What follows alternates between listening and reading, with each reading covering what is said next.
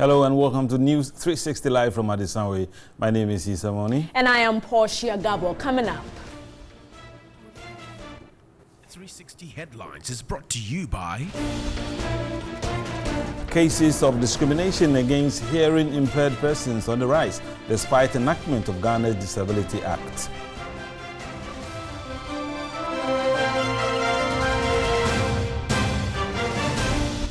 We'll tell you a story about how teenage girls in West Mampusi in the northern region are being given off in marriage with just a bag of maize.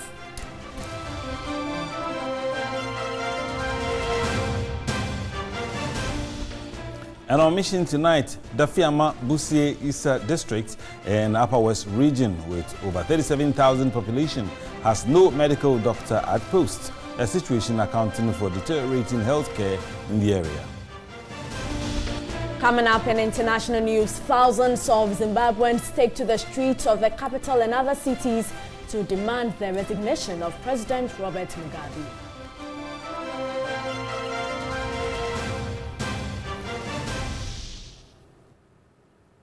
In our very first story, Ghana has several laws that guarantee the safety and rights of persons with disabilities, but are their interests really protected? Catherine Frimpoma has been following some hearing-impaired persons and reports on the serious discrimination and violation of their human rights, including access to health care.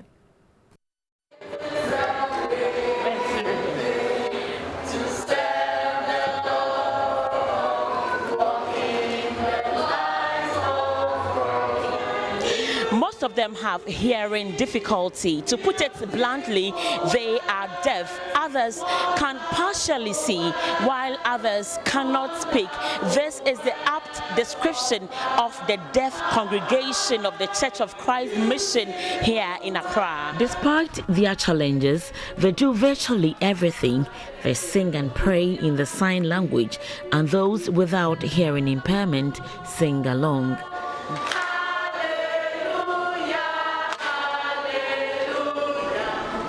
In the past, I was a Roman Catholic.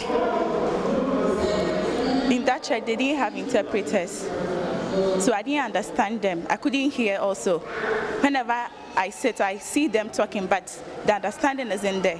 Generally, persons with physical disabilities are receiving some attention, but for the hearing impaired, this is becoming increasingly difficult. Some families do not engage members with hearing impairment in their activities due to language barrier, isolating persons with the disability. Many persons with hearing impairment do not attend the hospital as a result of the communication barriers they face. So I've stopped going to hospital. I'll go to the shop, the pharmacy, and then I'll tell them, say, oh, paracetamol, I have headache, so just buy and then pay for it, that's all. Ghana was one of the first countries to sign the Disability Rights Convention in March 2007, but it took the government more than 5 years to complete the ratification process. Even with that, persons with disability continue to suffer discrimination and violation of their human rights, including the rights to liberty and access to health care. The policies are there, and you must develop an implementation plan. And developing an implementation plan, you must add a budget and also monitor the implementation. I think those are things that we don't do. Mary and Eric, who both cannot hear, had to access the ear, nose and throat clinic at the Kolebu Teaching Hospital. Like many public facilities, the hospital is still not disability friendly, a violation of the Disability Act 715, which was passed 10 years ago. Eric escorts Mary because she is unable to communicate apart from the sign language, but Eric helps by writing. Finally, they get a doctor. Who's the patient? She? Okay. Hi. Oh, she can't hear. She can't hear.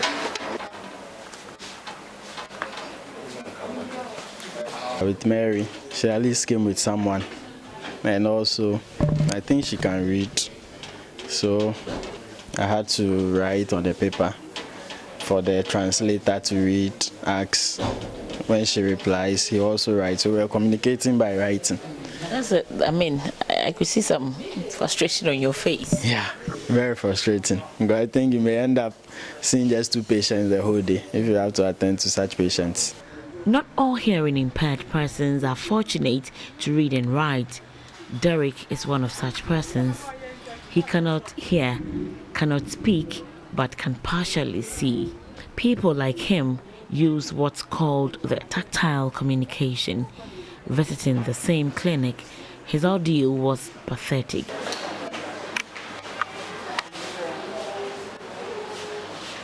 Sometimes it's better like sometimes you have a note of them showing their name, their address, and their telephone number when they are coming. It makes it more easier. So this one that has come alone, he has nothing. So this is all the information you can get about him. Wow. So you're going to do the card, the folder with based on the details on the insurance card. And then the insurance card, we have to sacrifice our time to make a photocopy for them to fill this form before the person will be seen by the doctor. Seeing the doctor did not make things easy. First, Mama. To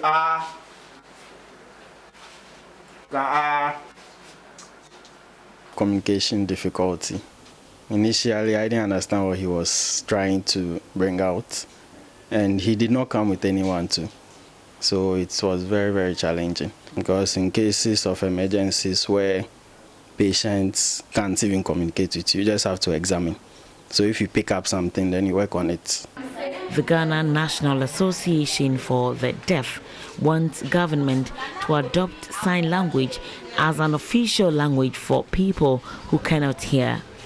The Nurses and Midwives Association introduced sign language to its curriculum in 2016, but the Association of the Deaf feels they should have been consulted to provide sign language instructors.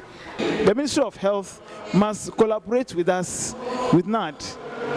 We want to know how best way to teach the nurses so that the nursing training colleges, they can learn it there as a course. So that when they come out, they can learn, they can use the sign language. Because if you put the wrong teacher at the place, it means that more people will die because the communication will still not work. The United Nations Populations Fund wants government to show some more commitment in ensuring equality.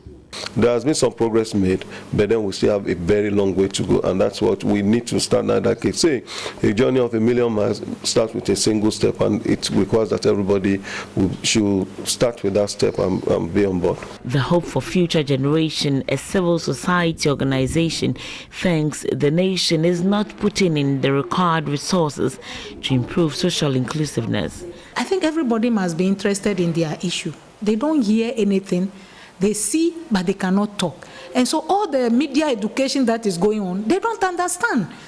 When you interact with them, they don't even understand the sexual reproductive of their rights.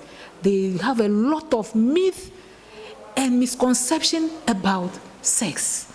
It's so sad. And I think we must really ensure that we include them in our programs and we allocate all the resources that they need to participate as citizens of Ghana.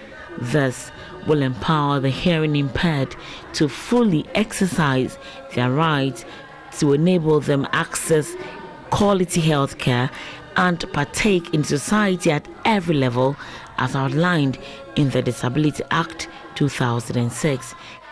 Catherine Frimpoma, TV3 News, Accra.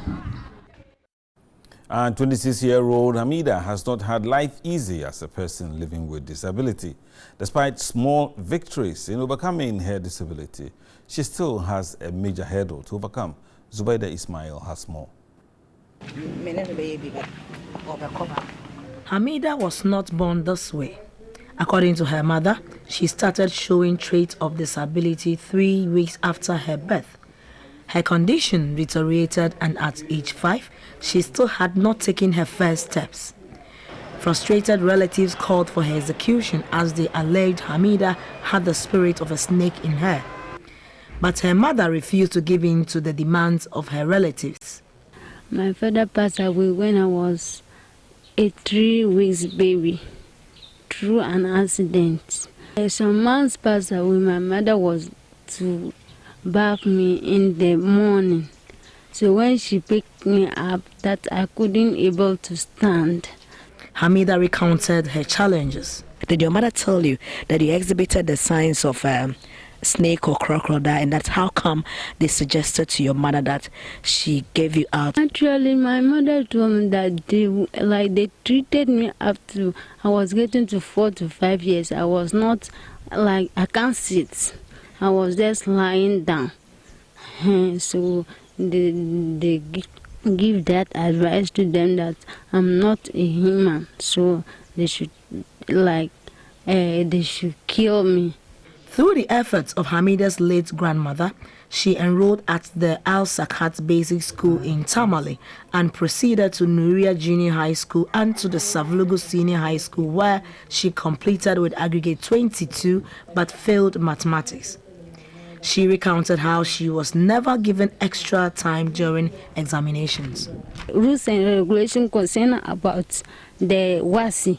Any physical talent or visual impaired, they should add them extra 2 hours. So I went and complained to our senior master, and he said he can't add me that time because he has no time. But for the support from a non-governmental organization, Hamida's dream of furthering her education to the tertiary level would have remained a dream. No one was there to support me. I couldn't able to go. So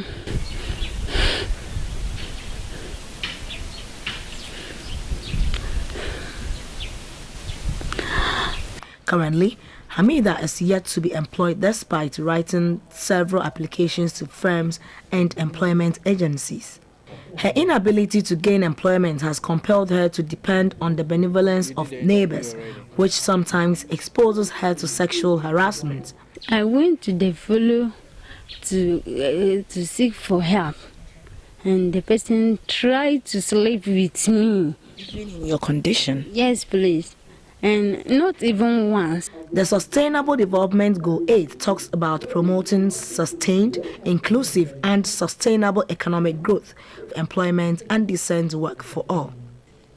For Ghana to achieve this goal, persons with disability must be encouraged to make a meaningful impact in society. But for the strong will of her mother to see her only daughter survive, Hamida Idris's mother stood with her even in trying times. And that is how come today, though she was born a disabled person, she's been able to go to school and completed her tertiary education. From the northern region, my name is Zubaida Ismail, reporting for TV3. Interview already. Well, Hamida needs a little push in terms of employment to succeed in life. Let me now ask you this question. Which would you choose for drinking? Dirty stagnant water or clean borehole water with high concentration of sodium chloride, also known as salt? Well, residents of Indansimem in the Infantiman district of the Central Region are in a fix because of the limited sources of drinking water available to them. A report by Spencer Kwabna-Boati-Mensah. From a distance, the Indansimam community with settlement spread on a hill appears beautiful. But the reality is that the about 700 residents of the community lack potable drinking water, a basic necessity.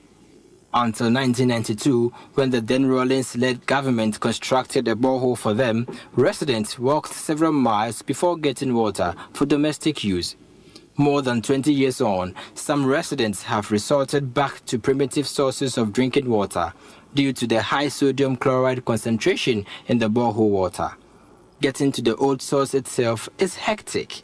The stagnant rainwater is also an eyesore, not good for consumption and exposes residents to diseases. But why would they still hold on to this choice? Simply because water from the borehole has an iota of salts, and irrespective of the various diseases that come along with drinking from this pit, they always would come for water from here. The borehole water is salty. That's not like that with soap. And it is not even good for cooking.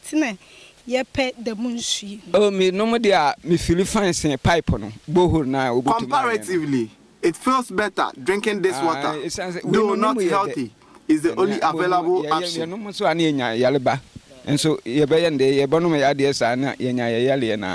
The borehole is, however, not completely abandoned. Others still fetch water from the borehole, and Abena Kakraba is one of them.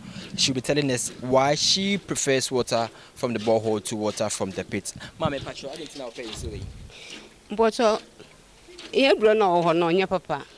the stagnant water is muddy and unhealthy, so I prefer the borehole water. Nevertheless, it is not good for cooking. Salt content is very high, and our people resorted to go back to the old pond. But the good news is that Flower E. Capens Foundation Incorporated in the USA has offered to give support by cutting the sod for the construction of water supply system for the area. Apart from Ndansemam, communities to benefit from the project include Damam, Mampong, and Asakrum, where potable drinking water is also a scarce commodity. The foundation was touched by the plight of the people during a visit to the area a few years back. We are excited that this water is going to bring jobs, be able to help the community have jobs, be able to help them have clean drinking water.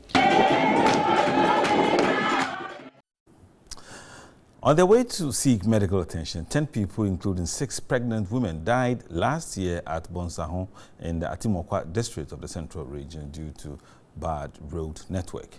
150 bags of cocoa also got rotten in the same year as a result of lack of transportation. Residents of Bonsahon say they feel left out of national development. Here's a report by Spencer Kwabna Boatin Mensah. As Ghana and Cote d'Ivoire have agreed to reap higher benefits of the global cocoa industry, the need to improve on cocoa farming has been of a great concern to the nation. But acres of cocoa farms risk akate infestations due to insufficient supply of chemicals to farmers at Bonsahon. The farmers say for several years they have not benefited from basic supplies from government to enhance cocoa production. Some of the cocoa farms are prone to insects and bacterial attacks due to the absence of chemicals for spraying. Farmers here say they feel neglected by the state. Last 4 years up to now, since the past 4 years, we have not benefited from fertilizers government supplies. Benjamin Insifu is the spray supervisor in the community. 4 crates of chemicals are insufficient for about 200 farmers. The insects continue to destroy our cocoa. Government should pay attention to us. Transporting cocoa beans is also another problem farmers are confronted with due to bad nature of their road. Over 150 bags of cocoa went bad last year owing to this. Farmers now have to hire a tractor once a while at a high cost to transport their produce to Ateku, a nearby town, to sell. Sometimes so many bags of cocoa got rotten here. We have complained for several times to the disassembly, but we haven't seen any help. As we are talking now, it is one tractor which just go and beg. Even it has charged us to the extent that it's too much, but we have to bear it just like that. That he has come to pick up the cocoa to the shed to the state for us. To compound the problem of residents here, they have no access to health care. They are compelled to trek about 10 miles to seek medical attention in Ateku, a nearby town. My daughter is in labor, but the motorcycle is unavailable. So we are trekking, but I anticipate she might deliver on the way. A reason I am carrying water. The chief of Bonsahon, Nanapia Kubi, recounts 10 people, including 6 pregnant women in total, died last year whilst they were being rushed to access health care. Government should remember we are part of the electoral population. Last year alone, 10 people, including 6 pregnant women, died as they were being rushed to the clinic about 10 miles away. The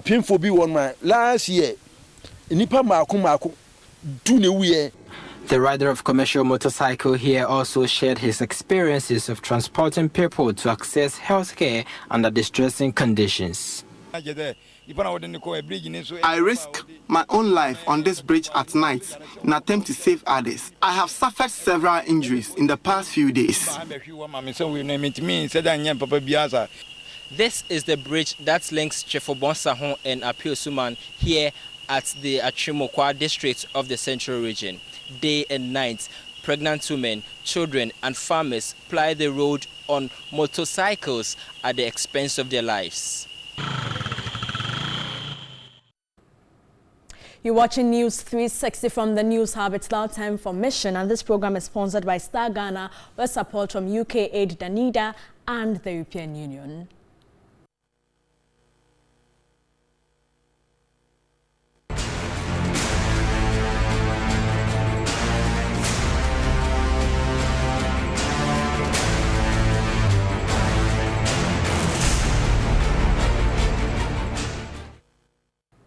Tonight on Mission, we focus on health, beginning from the Y East District, where the district health management team is working hard at improving healthcare delivery in the district. Some community-based health planning services, or CHIPS compounds, are being expanded to improve access and delivery. Kulpon is the latest community to benefit from upgrading of a CHIPS compound to a health center.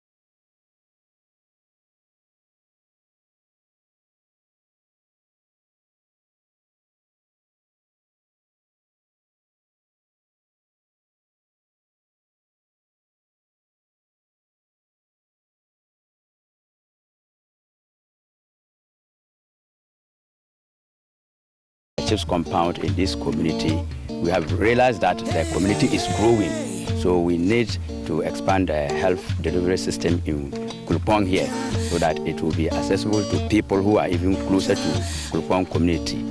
Happy and excited, a clap of hope, a clap that brings assurance that healthcare will improve.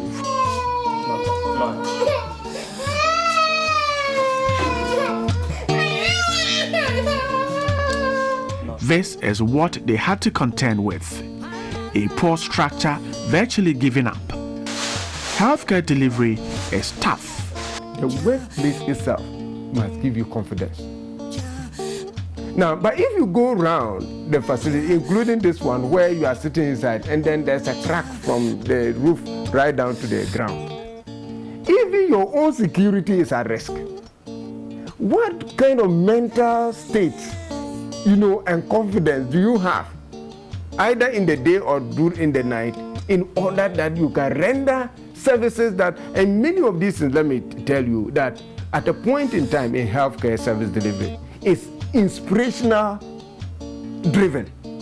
Like that, out of me, I want to do something more. If we are able to package staff to be well motivated, get interested in what they are doing, I'm telling you that they will bring the people from the community to do what they are supposed to do for them. But where I am not even for myself, even the one that is coming, I would find ways of intimidating you so that you get out and I'll have my peace of mind. And that is the current situation that we have. The community has done all they can to support the facility, yet their meager resources can provide very little. But a new hope beckons. Already, efforts have started. A new facility is coming up. This is not just an ordinary CHIPS compound. By the end of it all, if it's handed over, it will be transformed from just a CHIPS compound to a health center. We have seen the indication from the community and the availability of lands. We would also be ready to send in more staff so that certain services which were not rendered here before would be rendered. Community members are happy. Led by their chief, they have promised to release more lands to expand the project if need be. The district has 30 health facilities. 23 CHIPS compounds have served people, but not without the challenges. This the district health management team intends to improve on. 13 years as a district without a polyclinic, authorities are bent on changing this. Strategies are expected to reap massive results. Kulpong will have virtually everything here, similar to the nearest facility which they were depending on. So they will not need to move to any other place for certain logistics because they will be available here. By virtue of the upgrading of the facilities which we have earmarked, now we have close to 5-6 of them which were CHIPS compound, and we have to upgrade them to health centers. We are upgrading this. We are creating more CHIPS compounds in very hard to reach communities.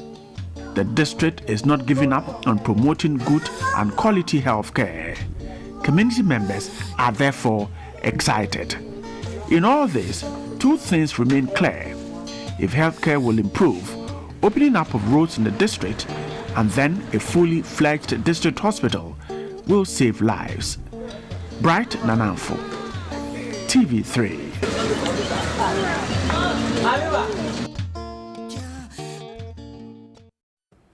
And that's a success story from Kulpong. Now to the Dafiama Busi Isa district, where with over 37,000 population, the district has no medical doctor at post. To worsen matters, no health facility can admit a single patient. A poor road network also threatens the life of pregnant women who are transferred to Wa or Nadoli, about an hour's drive from the capital.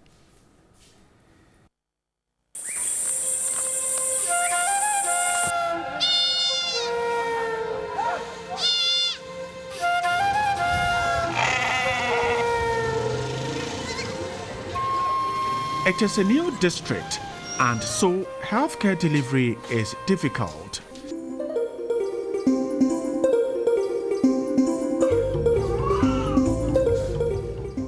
Pregnant women are most affected.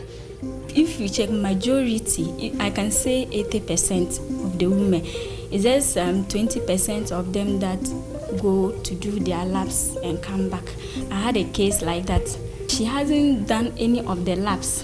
The baby was almost coming, which I wasn't even supposed to attend to because I don't know the HB of the woman.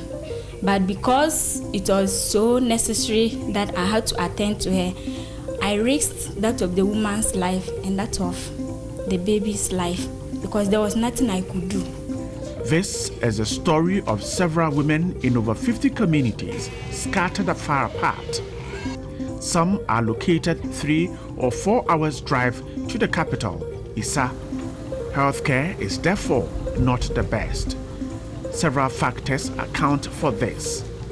It's a rural district, and a lot of the women engage in peasant economic activities. And if you ask a woman to, the little they would need to even pay to access the nearest hospital is a challenge already. And so the pregnancies are occurring, deliveries are going on. Nature cannot wait for the roads to be made before women will deliver. We are doing our best. Where we can, we will save them. Where we can't, we will refer them and hope that they will get to the next level safely and deliver and get the services of a more qualified staff than what we have in the Dafiama Busi Isa district.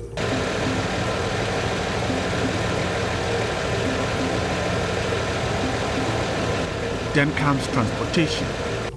It has been very difficult because since we started in the whole district, we haven't had an ambulance, and then we depend on individual means by which the patient will take to go.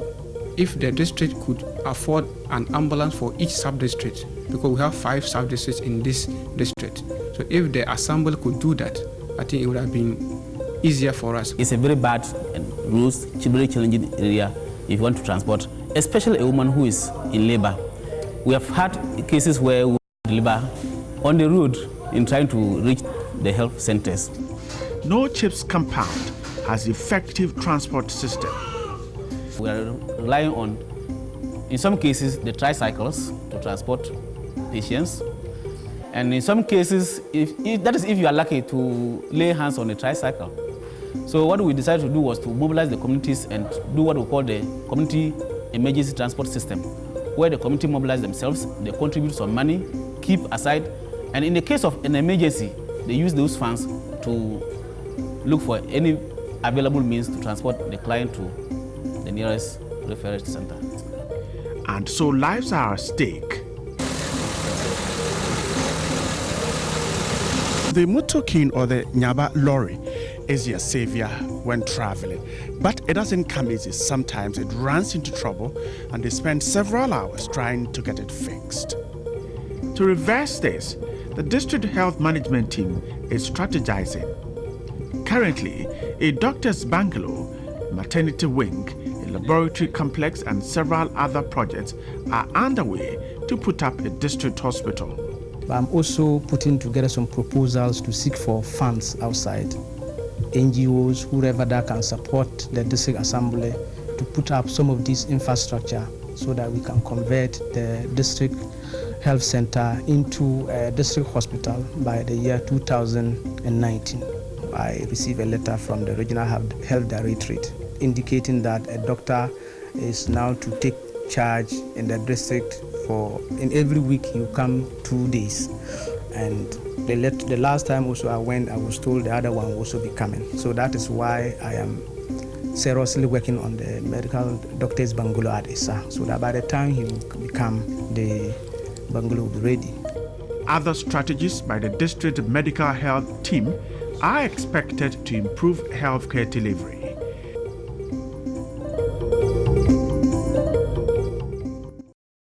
Indeed, nature cannot wait for the roads to be built for women to give birth. That's it for Mission. This program is sponsored by Star Ghana with support from UK Aid, Danida and the European Union. Thanks for watching.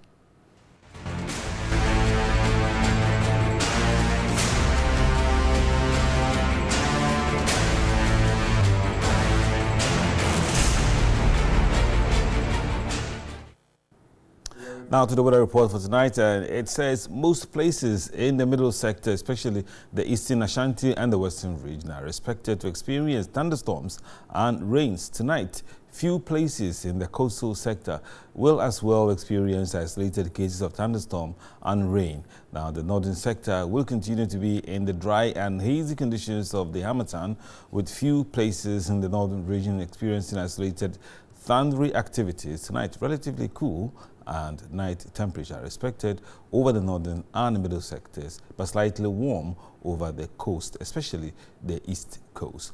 Now let's see the reports on your screen. The weather report is brought to you by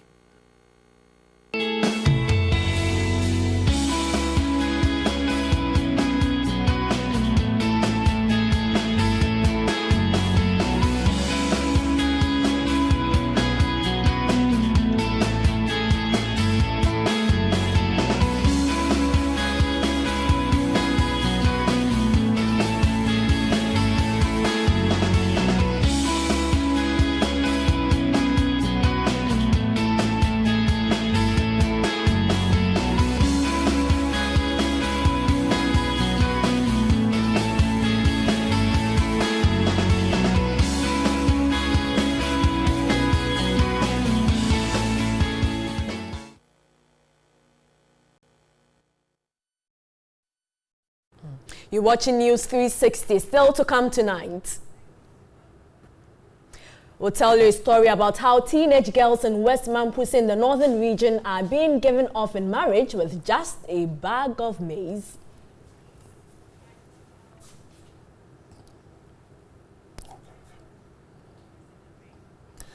We'll return shortly with some more stories. Stay with us.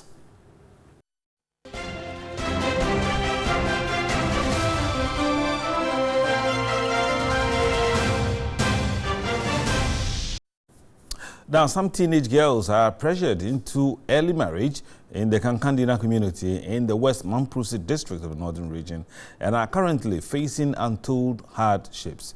Eva Tiboka visited the district and reports girls are giving off for marriages with just a bag of maize or roofing sheet or the equivalent in monetary terms paid to their parents as bride price. Girls in the Kinkandina community are seen as assets. Many of them are married off before they turn 14 years. Gloria was rescued from marriage at age 13. I was in the house and they told me I was getting married. I was very sad. 13, 14. See yourself in the picture. By now I would have had me 2 or 3 children. But would you have survived it? By now I wouldn't have been the way I am now. I would have been miserable.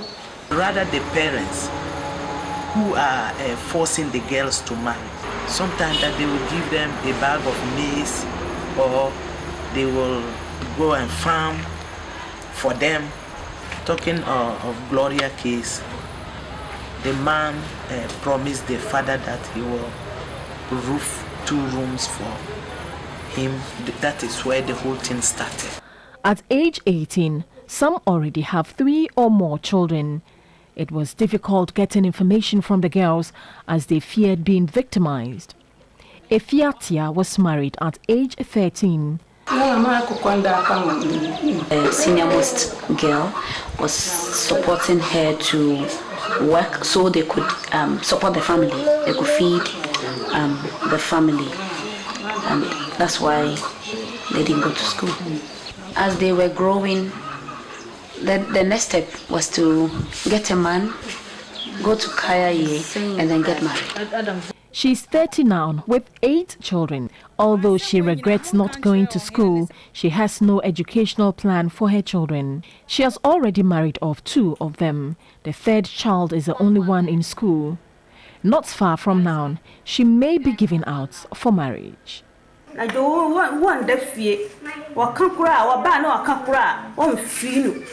She is 13 years old and might drop out of school because she already has a boyfriend and does not sleep at home. We try to discipline her, but she is very notorious, so marriage is the only option. A fierce husband has shared his responsibilities, further deepening her plight. Feeding the children is a challenge. The mother of 8 is opting for family planning, but it appears she is late. Efia, just like many girls in the West Mamprusi district, are pushed into marriage at a tender age but are unable to tell their story due to victimization. With the current situation, family planning and health experts will have a difficulty in controlling birth and population growth in the district.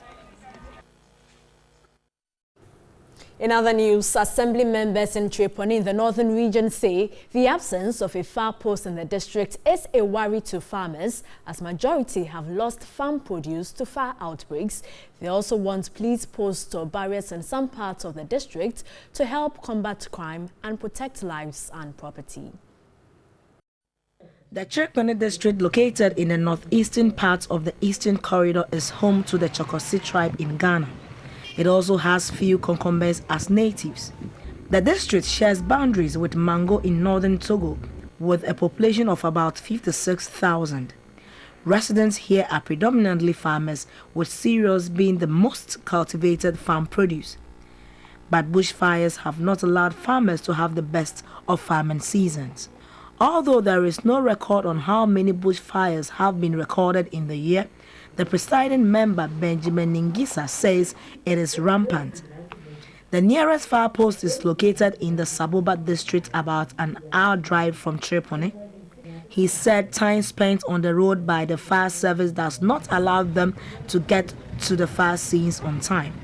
People will farm and have their farm produce being burnt. Sometimes you try to get people to go to the area to just assist so that they can put the fire to a stop, but it's a problem.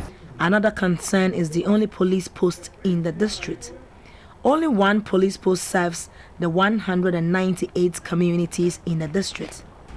Residents have expressed worry about their safety. Robbery cases in adjoining districts like Yendi and Gushegu, close to some communities, pose a threat. Residents want at least 3 police barriers to ensure safety. Someone was shot by an armed robber and he has had one of his legs broken. We told the house about some specific communities, which are Naja, Garumkuka, and Wonjuga.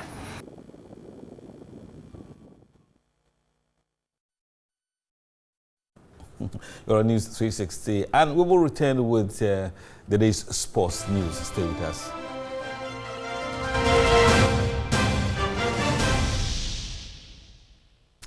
Well, tonight in this segment, we're asking who wins Ghana's Most Beautiful 2017. Well, we shall all get to know on Sunday as the show rounds off at the Accra International Conference Center. But who are fans rooting for? Oswarai has more.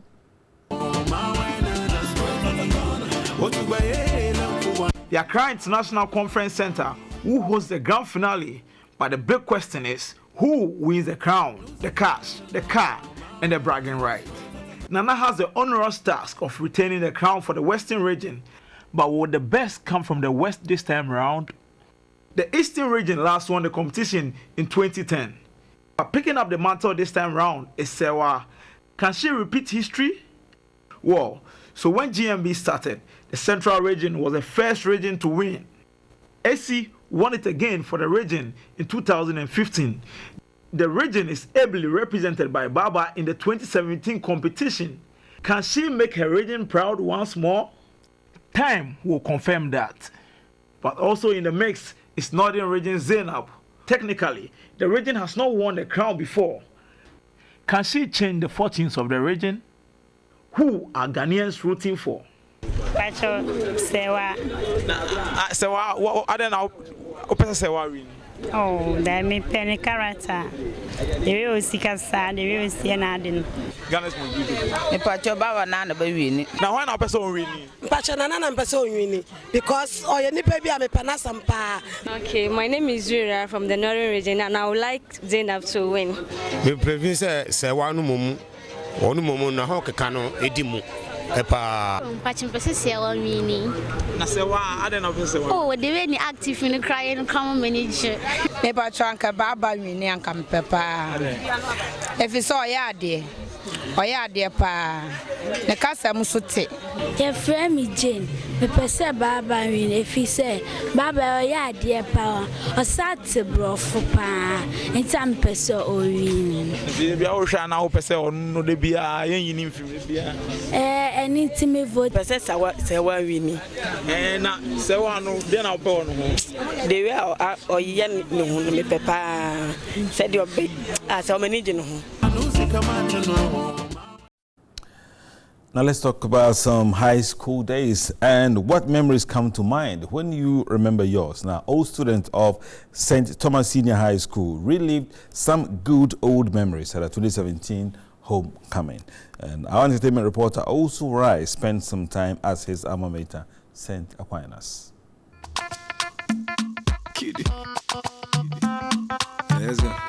Baby. See me, I no get 30 billion. We finally made our way to St. Thomas Aquinas and we are at the entrance and we'll be going in a jiffy to find out what is going down. God is an old time. God is an old time. God is an old time.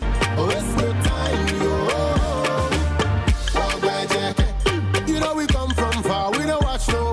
Like they said on one TV advert, I just came back. You know, I'm back home. Good to see you guys. Look at this, man. I'm talking about 88, 29 years ago. And you know what makes it so significant? No. Today is my 50th birthday. Wow. That, Charlie. Yeah. Oh yeah. Oh yeah. Stone boy. Oh yeah. Oh yeah. Oh yeah. Oh yeah. They call it the Cantonment University, aka St. Thomas Aquinas, and it is a homecoming season and we are here to see old friends. We are networking and we are having fun as well. If my life to go on the school which I like, I tell my mother that she will say me no more. If I die in Queens, I'm not telling the truth. Girl, you didn't enter my system.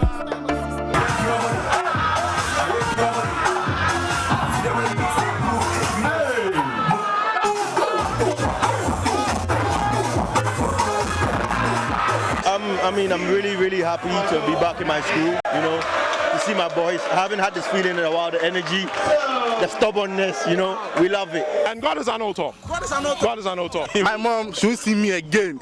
I've come home. I've come home. Charlie, this is the school that has contributed immensely towards the fortification process of the stronger personalities we find ourselves today.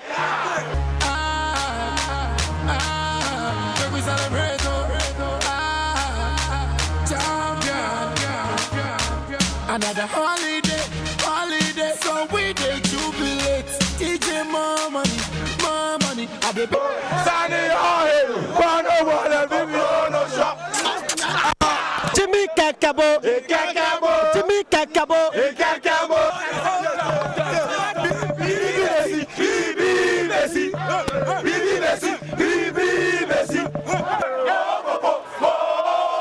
I remember some time ago, Asha was caught with weed in his pocket, and when Father Chakite caught him, hey, what is in your pocket? Then he pulled out this pocket, nothing. He said, put this one to it. He said, it's full of what? Something what? Father, leave me, let me go away with it.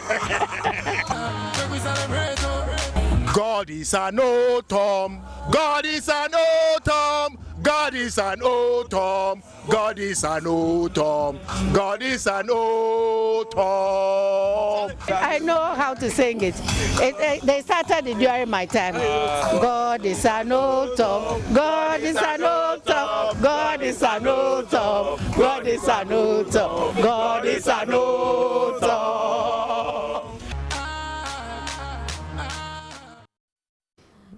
God indeed is an old Tom. Coming up in international news, millions of Zimbabweans poured onto the streets of Harare in an anti-Mugabe protest. The protest in demand for the resignation of the 93-year-old post-independence leader was extended from the Zimbabwe grounds to the State House.